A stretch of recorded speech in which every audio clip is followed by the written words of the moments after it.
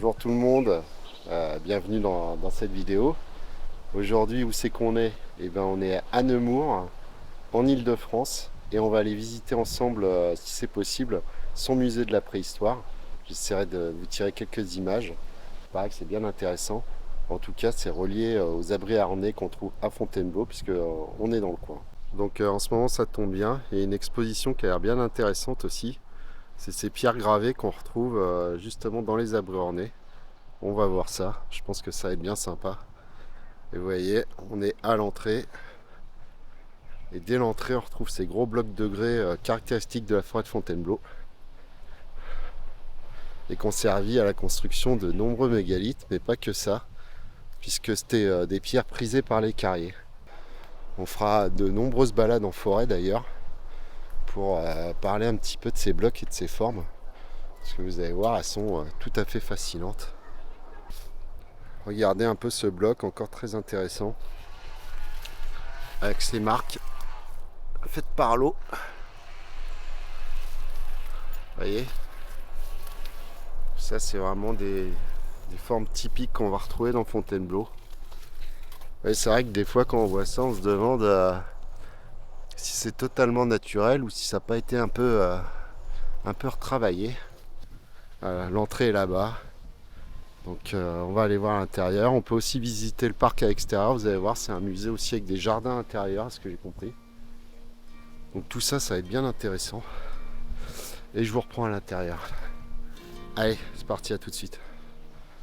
Après m'être acquitté de la modique somme de 5 € pour accéder au musée, je me dirige directement vers cette fameuse exposition, Pierres secrètes. Celle-ci va nous présenter deux styles de gravure rupestre que l'on retrouve dans deux régions très localisées de la forêt de Fontainebleau. Découverte en 2014, elle présente des motifs beaucoup plus complexes et beaucoup plus organisés que ceux des abris ornés. On commence par le style long rocher, que l'on pense le plus ancien. Les gravures sont essentiellement composées de quadrillages, de sillons parallèles, de croix et de cupules. Quelques figures anthropomorphes s'ajoutent parfois à l'ensemble. Les gravures forment de grands panneaux, bien visibles et faciles d'accès. On poursuit par le style Malmontagne, le thème principal de l'exposition. Il reprend les motifs long rocher, mais il y incorpore de nombreuses représentations humaines ou animales et autres créatures surnaturelles. Ces gravures sont habituellement bien cachées et se distinguent par la finesse de leur tracé. On les retrouve aussi sur des plaquettes et des petits blocs de grès, très souvent enterrés en position verticale. On pense que ces gravures rupestres seraient les témoignages d'une culture pré-celtique. Par exemple, on retrouve de nombreuses représentations d'humanoïdes pourvus d'une ramure de cervidé, lui-même associé à des éléments comme des serpents cornus, ce qui rappelle la divinité gauloise Cernunnos.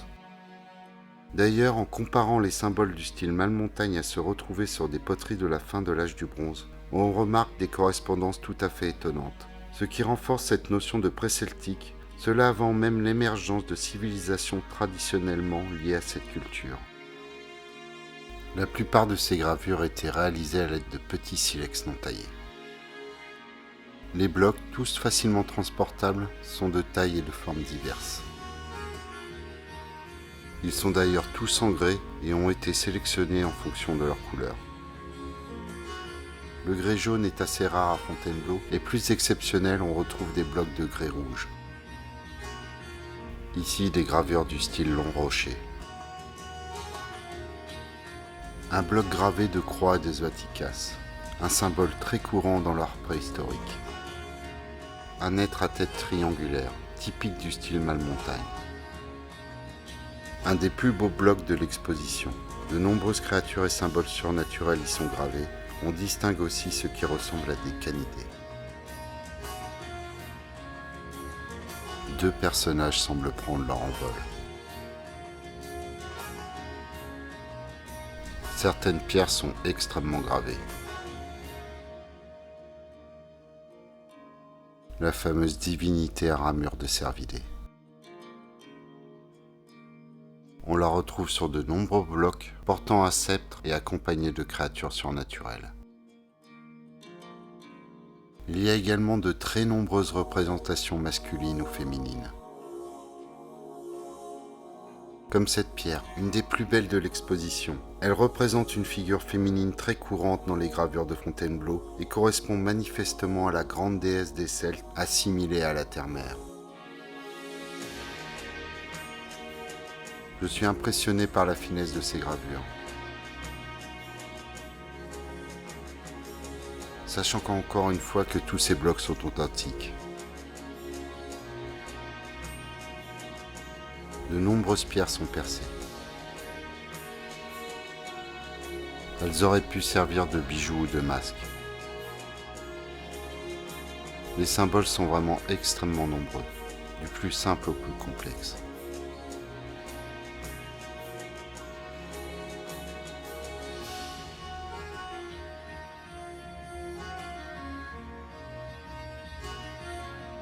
On a également retrouvé de nombreuses stèles ne dépassant pas 1 mètre de haut. Alignées, elles semblent former une voie, certaines ayant des figurines gravées enterrées verticalement à leurs pieds. On en a ici un bel exemple.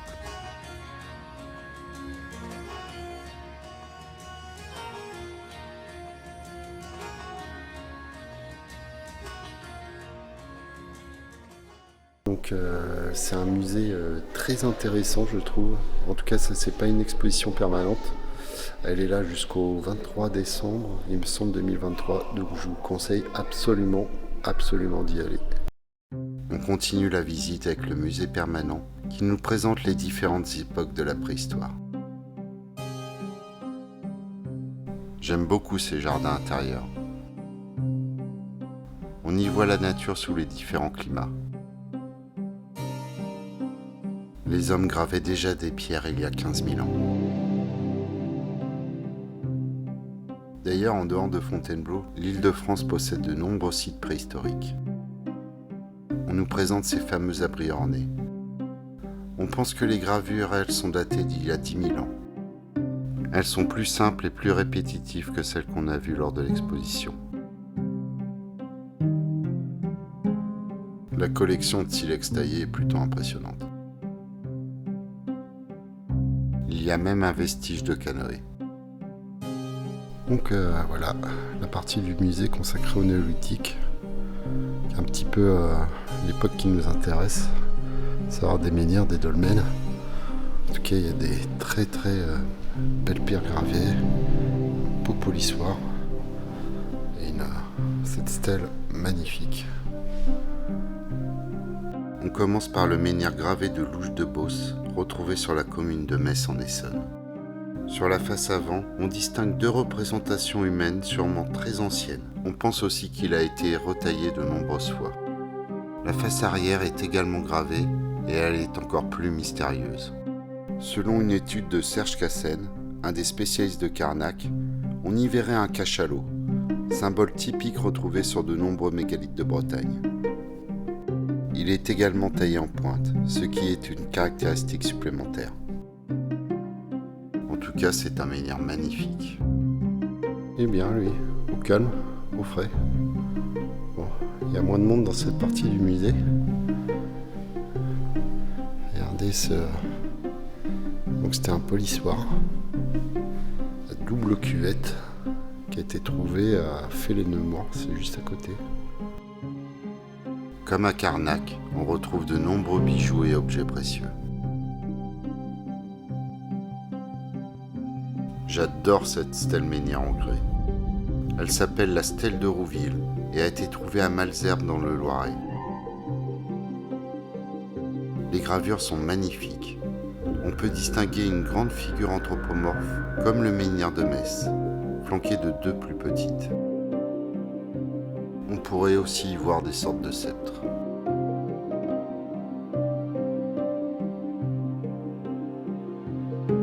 L'arrière de la stèle semble également travaillé. On y voit de nombreux sillons.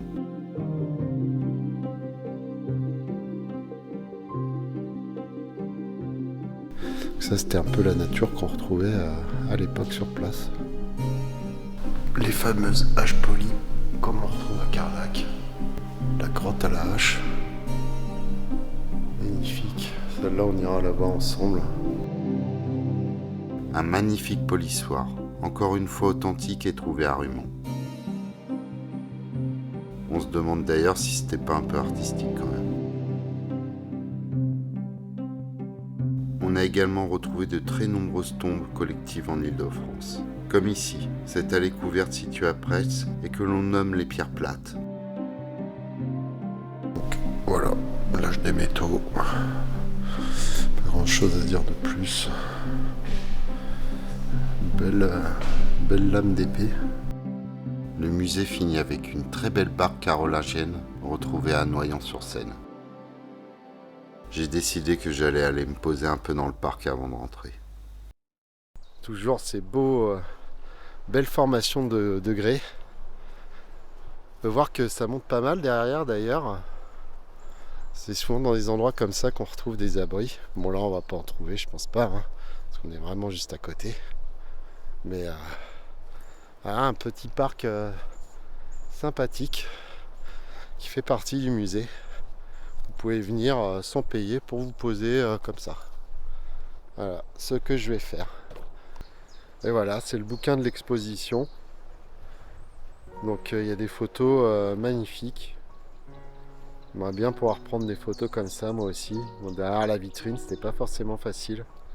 Mais voilà, je regrette pas mon achat, on va dire. Écoutez les amis, c'était bien intéressant comme petite visite.